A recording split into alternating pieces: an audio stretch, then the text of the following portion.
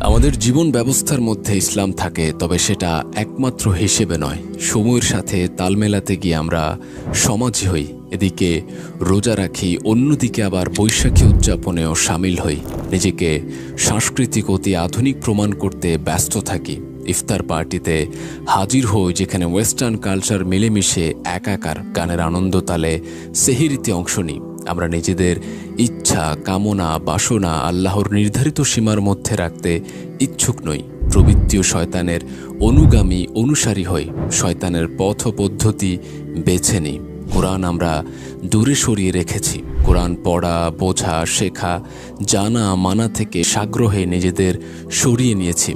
আমরা দুনিয়ার সমস্ত বিষয়াদি বুঝি, যাবতীয় হারাম আনন্দ খুঁজি। দুনিয়ার সব কিছুতে আমাদের অন্তহীন আগ্রহ। কেবল কোরআন নিয়ে দুদণ্ড বসার ফুরসত আমাদের নেই।